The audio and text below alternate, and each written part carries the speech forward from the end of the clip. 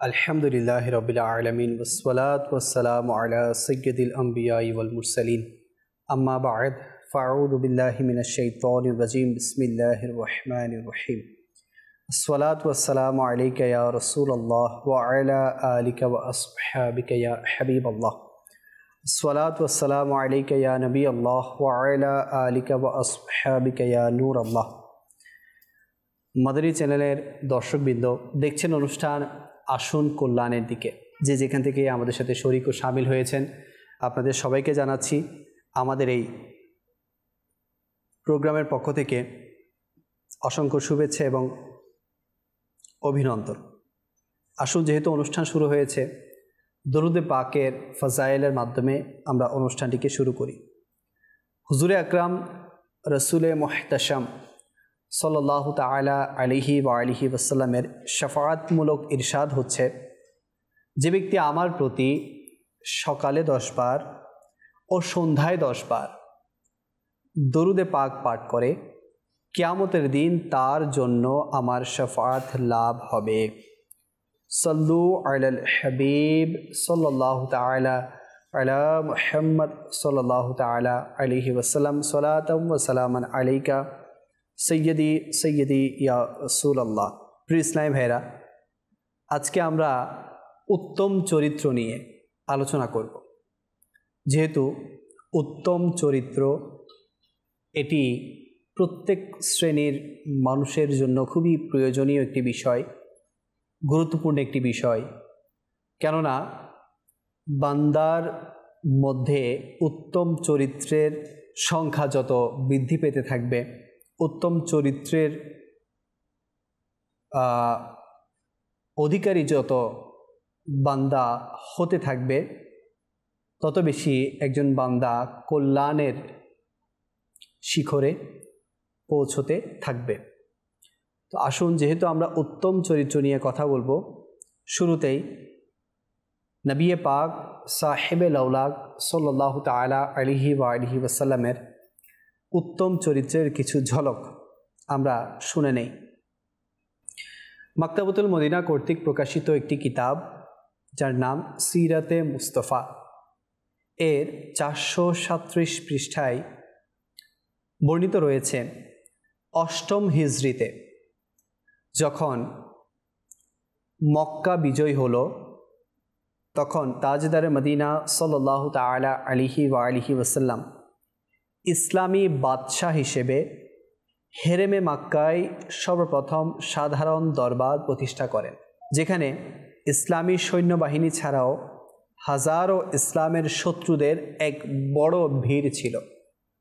যারা ইসলামের শত্রু ছিল তারাও সেই দরবারের মধ্যে ছিল, সেই সমাবেশের মধ্যে, সেই সময়ের মধ্যে তারাও উপস্থিত ছিল। আর এই বাদশাহী খুতবায় হুজুর সাল্লাল্লাহু আলাইহি ওয়াসাল্লাম শুধু মক্কাবাসীদের নয়, বরং সকল লোকদের জন্য সাধারণ খুতবা পাঠ করেন। খুতবার পর শাহিনশাহে কওনাইন হুজুর আকরাম সাল্লাল্লাহু আলাইহি ওয়াসাল্লাম এই হাজারো উপস্থিতির মাঝে যখন তীক্ষ্ণ দৃষ্টি নিক্ষেপ করলেন, আমার নবী পাক যখন সামনে যারা উপস্থিত আছে, হাজারো হাজার মানুষ, এখানে মুসলমানও আছে, শত্রুও আছে, অনেক মানুষ ছিল।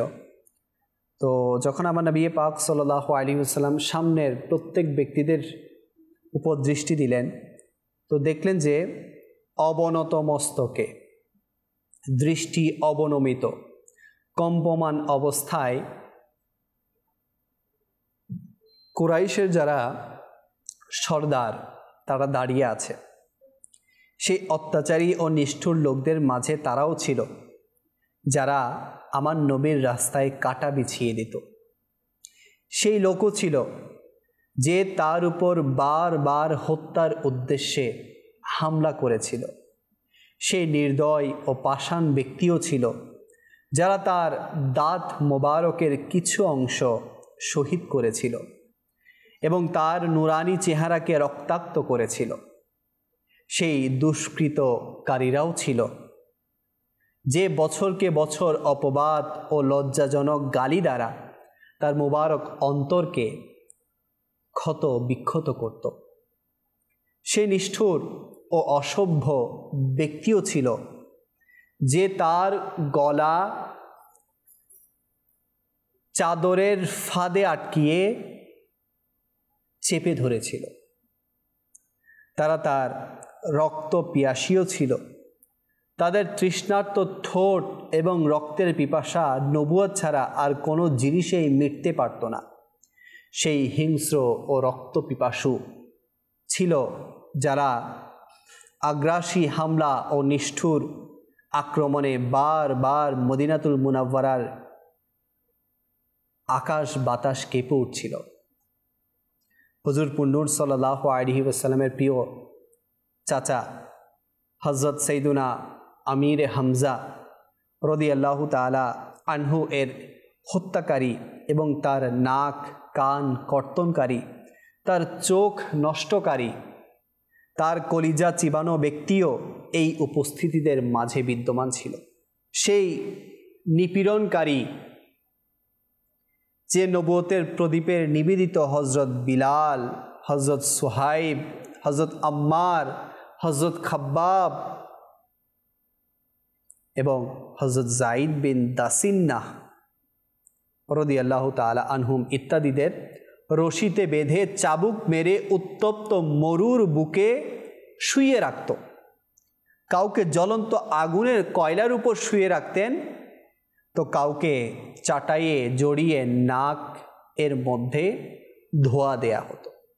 অনেকবার দম বন্ধ হয়ে যেত। আজ এরা সবাই 10 বা 12,000 মুহাজির ও আনসার সৈন্যবাহিনীর হিফাজতে আসামি হয়ে দাঁড়িয়ে দাঁড়িয়ে কাঁদছে এবং নিজেদের অন্তরে এটাই ভাবছে যে সম্ভবত আজই আমাদের লাশকে কুকুরকে দিয়ে খাইয়ে আমাদের মাংসকে চিল ও কাকের খাদ্যে পরিণত করা হবে এবং আনসার ও মুহাজিরদের ক্রুদ্ধ বাহিনী আমাদের সন্তানদের রক্তকে মাটিতে মিশিয়ে দিয়ে আমাদের বংশকে ধ্বংস করে দিবে আর আমাদের বাসস্থানকে ধুলোয় মিশিয়ে দিয়ে তছনছ করে দিবে। এই অপরাধীদের বুকে ভয় ও উৎকণ্ঠার তুফান বয়ে চলছে। আতঙ্ক ও আশঙ্কায় তাদের শরীরের মাংসপিণ্ডে অস্থিরতা বিরাজ করছে। অন্তর কাঁপছে, ভয়ে কলিজা মুখে চলে আসছে। এমনই হতাশা ও নিরাশার ভয়ঙ্কর পরিবেশে আমাদের প্রিয় আকা মদিনাওয়ালে মুস্তাফা সাল্লাল্লাহু আলাইহি ওয়াসাল্লামের রহমতের দৃষ্টি তাদের দিকে মনোনিবেশ করল এবং সেই অপরাধীদের তিনি সাল্লাল্লাহু আলাইহি ওয়াসাল্লাম জিজ্ঞাসা করলেন যে, বলো তো, তোমরা কি জানো আজ আমি তোমাদেরকে বা তোমাদের সাথে কেমন আচরণ করব? এরূপ আতঙ্কময় এবং ভয়ঙ্কর প্রশ্নে অপরাধীরা অজানা আতঙ্কে কেঁপে উঠল। কিন্তু রহমতের ভাণ্ডারের পয়গম্বর সুলভ আচরণ দেখে সবাই এক সুরে বলল যে, আপনি তো খুবই দয়াবান। সকলের আকাঙ্ক্ষিত দৃষ্টি নবুয়তের সুশ্রী চেহারায় এবং সবার কান শাহেনশাহে নবুয়তের সিদ্ধান্তমূলক উত্তরের অপেক্ষায় ছিল। হঠাৎ আমার প্রিয় নবী রসুল আরবি হুজুর নূর সাল্লাল্লাহু আলাইহি ওয়াসাল্লাম নিজের দয়াদ্র ভাষায় ইরশাদ করলেন, আজ তোমাদের কোনো অপবাদ নেই, যাও তোমরা সবাই স্বাধীন। একবারে অপ্রত্যাশিতভাবে হঠাৎ রিসালাতের এরূপ ফরমান শুনে সকল অপরাধীদের চোখ গভীর অনুতাপে অশ্রু সজল হয়ে গেল এবং তাদের মুখে উচ্চারিত হওয়া লা ইলাহা ইল্লাল্লাহু মুহাম্মাদুর রাসূলুল্লাহ সাল্লাল্লাহু আলাইহি ওয়াসাল্লামের স্লোগান মক্কার হেরমে আকাশ বাতাস চারিদিকে নূরের বর্ষণ হতে লাগলো। তো প্রিয় ইসলামী ভাইয়েরা, আপনারা দেখলেন যে আমার নবী পাক সাল্লাল্লাহু আলাইহি ওয়াসাল্লাম কেমন উত্তম চরিত্রের অধিকারী ছিলেন। হ্যাঁ, যে নবীকে এত পরিমাণে কষ্ট দিয়েছে, আমার নবী যদি তাদের জন্য বদদোয়ার হাত তুলে দিত, আল্লাহ তাআলা ফেরেশতাদের মাধ্যমে সেই শত্রুদেরকে ধ্বংস করে দিত।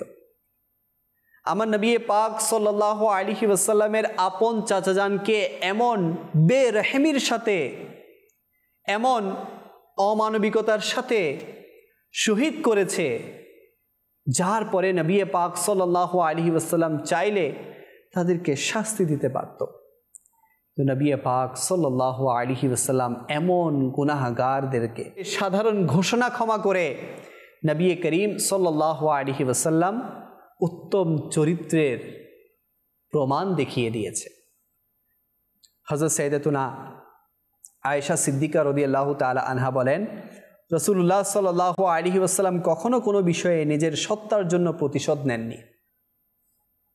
সুতরাং মক্কা বিজয়ের দিন তাদের আশা ছিল যে এই সময়েও যদি আমরা তার দয়া ও অনুগ্রহের ভিক্ষা করি তবে হুজুরপুর নূর সাল্লাল্লাহু আলাইহি ওয়াসাল্লাম দয়ালু ও অনুগ্রহশীল, তিনি নিরাশ করবেন না। প্রিয় ইসলামী ভাইরা, নবী করিম সাল্লাল্লাহু আলাইহি ওয়াসাল্লাম এমনই সচ্চরিত্রের, উত্তম চরিত্রের অধিকারী ছিলেন যে কেউ যদি ওনার জাতে পাকের উপর আঘাত আনত উনি তাদেরকে মাফ করে দিতেন। তো আমাদের উচিত যে আমাদের জাতে পাকের উপর যদি কখনো কেউ আঘাত আনে, দেখুন আমারও তো একজন রব আছে। কোনো মুসলমান যদি আমাকে কষ্ট দেয়, কোনো বান্দা যদি আমাকে কষ্ট দেয়, তার যেমন রব আল্লাহ, আমারও রব আল্লাহ। তো আমি প্রতিশোধ কেনই বা নিব? আমার রব তো দেখছেন যে আমার সাথে কেমন বিহেভ করা হচ্ছে, আমার সামনে কেমন আচরণ করা হচ্ছে। তো আমি আপনি তার সাথে উত্তম আচরণ করি, দেখা যাবে আল্লাহ তাআলার পক্ষ থেকে তার হয়তোবা হিদায়াতের মাধ্যম নসিব হয়ে যাবে। আমাদের প্রিয় আকা মক্কি মাদানী মুস্তাফা হুজুরপুর নূর সাল্লাল্লাহু আলাইহি ওয়াসাল্লাম না শুধু নিজের আমল দ্বারা জীবনভর লোকদের সাথে সদাচরণ করেন, বরং নিজের গোলামদেরকেও সদাচরণ অবলম্বন করার শিক্ষা দিতে গিয়ে বারবার এর ইহকালীন ও পরকালীন উপকারিতা বর্ণনা করেছেন। আসুন এরই প্রেক্ষিতে 7টি ফরমানে মুস্তাফা সাল্লাল্লাহু আলাইহি ওয়াসাল্লাম আমরা শুনে আসি। হুজুরে সরওয়ারে কায়নাত সাল্লাল্লাহু আলাইহি ওয়াসাল্লাম ইরশাদ করেন, তোমরা লোকদের নিজের ধন সম্পদ দ্বারা খুশি করতে পারবে না, কিন্তু তোমাদের উৎফুল্লতা এবং উত্তম চরিত্র তাদেরকে খুশি করতে পারবে। তো প্রিয় ইসলামী ভাইরা, আমার নবী পাক সাল্লাল্লাহু আলাইহি ওয়াসাল্লাম ইরশাদ করে দিয়েছেন যে তোমরা, অর্থাৎ আমরা আমাদের ধন মাল দৌলত দিয়ে কাউকে খুশি করতে পারবো না, হ্যাঁ উত্তম চরিত্র দিয়ে আমরা কারো অন্তরের মধ্যে খুশি প্রবেশ করাতে পারব।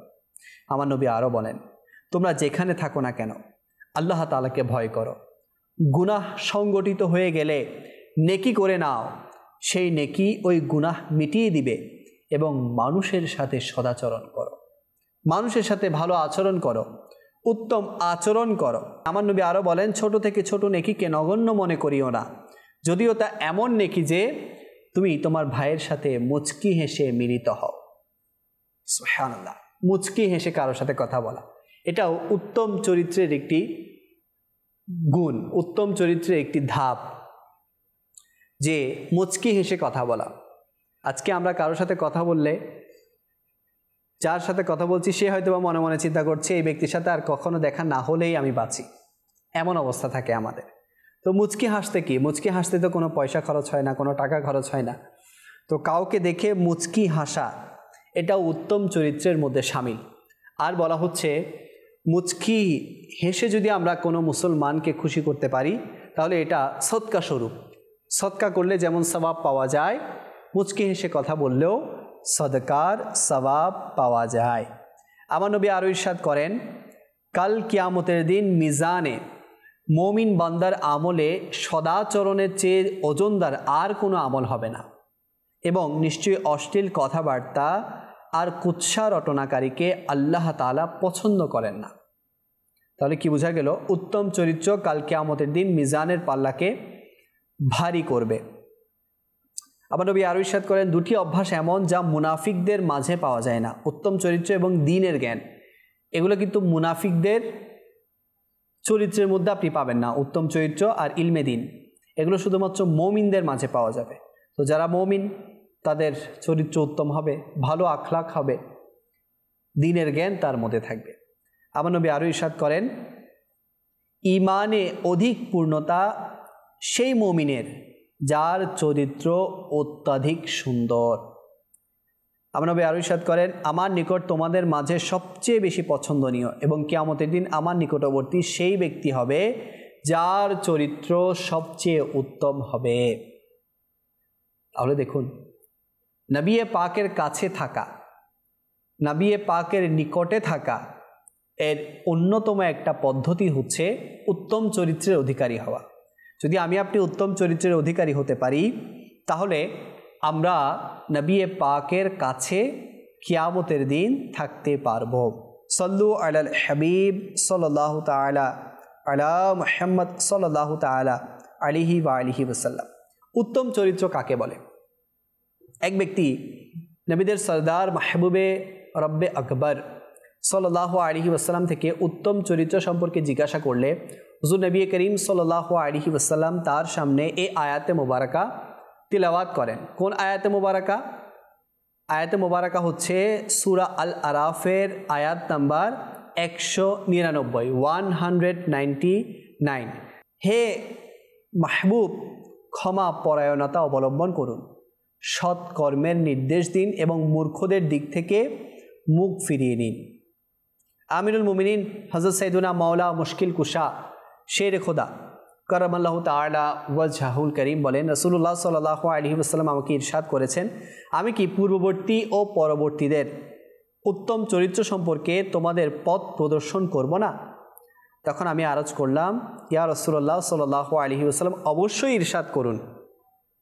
নবী করিম সাল্লাল্লাহু আলাইহি ওয়াসাল্লাম ইরশাদ করলেন, যে তোমাকে বঞ্চিত করে তুমি তাকে দান করো, যে তোমার প্রতি অত্যাচার করে তুমি তাকে ক্ষমা করো, এবং যে তোমার সাথে সম্পর্ক ছিন্ন করে তুমি তার সাথে সম্পর্ক স্থাপন করো। হযরত সাইয়্যিদুনা আব্দুল্লাহ বিন মুবারক রাহমাতুল্লাহি তাআলা আলাইহি বলেন, প্রফুল্ল চিত্তে সাক্ষাৎ করা, খুবই মঙ্গলজনক কাজ করা এবং কাউকে কষ্ট না দেয়া সদাচরণের অন্তর্ভুক্ত। তাহলে বোঝা গেল যে সৎ চরিত্র বা উত্তম চরিত্র কাকে বলে? বলা হচ্ছে উত্তম চরিত্র তাকেই বলে, বা উত্তম চরিত্র তার মাঝেই আছে যে কোনো কিছু থেকে যদি বঞ্চিত হয় তাহলে যার থেকে বঞ্চিত হলো তাকে দান করলো, এবং কারো মাধ্যমে যদি অত্যাচারিত হয় তাহলে তাকে ক্ষমা করে দিল, আর কেউ যদি তার সাথে সম্পর্ক ছিন্ন করে তাহলে সে সম্পর্ক স্থাপন করলো। এগুলো সবই উত্তম চরিত্রের অন্তর্ভুক্ত। সল্লু আলাল হাবিব সাল্লাল্লাহু তাআলা আলা মুহাম্মদ সাল্লাল্লাহু তাআলা আলাইহি ওয়াসাল্লাম, সালাতাও ওয়া সালামান আলাইকা সাইয়্যিদি ইয়া রাসূলুল্লাহ। প্রিয় ইসলাম ভাইরা, রাহমাতে আলাম নূরে মুজাসসাম সাল্লাল্লাহু আলাইহি ওয়াসাল্লামের চরিত্রের বরকত পেতে এবং নিজেকে উত্তম চরিত্রের অলঙ্কারে সজ্জিত করতে মাকতাবাতুল মদিনা কর্তৃক প্রকাশিত একটি কিতাব আছে, উত্তম চরিত্র। এটি অধ্যয়ন করুন, এটি বাংলায়ও আছে, তো খুবই উপকৃত হবেন ইনশাআল্লাহ। এই কিতাবটি সৈয়দুনা ইমাম তাবারানি রাহমাতুল্লাহি তাআলা আলাইহির আরবি কিতাব মাকারিমুল আখলাক এর বাংলা অনুবাদ। আলহামদুলিল্লাহ, এই কিতাবে উত্তম চরিত্র, নম্র স্বভাব, বিনয়, মানুষকে ক্ষমা প্রদর্শন করা, উত্তম আমল করা, মানুষকে ভালোবাসা এবং অন্যান্য আরও অনেক স্বভাব এবং ইবাদতের ফজিলত ইত্যাদি বর্ণনা করা হয়েছে। সুতরাং আজই এই কিতাবটি আপনারা মাকতাবাতুল মদিনা থেকে হাদিয়া সহকারে সংগ্রহ করে নিজেও পড়ুন এবং অন্য ইসলামী ভাইদেরকেও পড়ার উৎসাহ দিন। দাওয়াত ইসলামীর ওয়েবসাইট www.dawatislami.net থেকে এই কিতাবটি আপনারা পড়তে পারবেন, ডাউনলোডও করতে পারবেন, বা হার্ড কপি আপনারা আমাদের যেগুলি স্টল আছে সেখান থেকে সংগ্রহ করতে পারবেন। তো প্রিয় ইসলামী ভাইরা, আপনারা এটা সংগ্রহ করে অবশ্যই পড়বেন ইনশাআল্লাহুল করিম। আপনারা উত্তম চরিত্রের অধিকারী হতে পারবেন। আজকে আমরা যদি দেখি, না পরিবার আমাদেরকে উত্তম চরিত্রে শিক্ষা দিচ্ছে, না সমাজ আমাদেরকে উত্তম চরিত্রে শিক্ষা দিচ্ছে। নবী করিম সাল্লাল্লাহু আলাইহি ওয়াসাল্লাম আমাদেরকে যে মত স্মরণ করতে বলেছে, না আমরা সেদিকে যাচ্ছি, না আমরা কোনো আসলাফদেরকে অনুসরণ করছি। আজ আমরা ওয়েস্টার্ন পশ্চিমা সংস্কৃতিকে নিজের মধ্যে গ্রহণ করে নিজের আখলাকিয়তকে বরবাদ করে দিচ্ছি। আমরা মুসলমানকে আজকে কষ্ট দিচ্ছি, আজকে আমরা মুসলমানের সাথে ভালো ব্যবহার করছি না।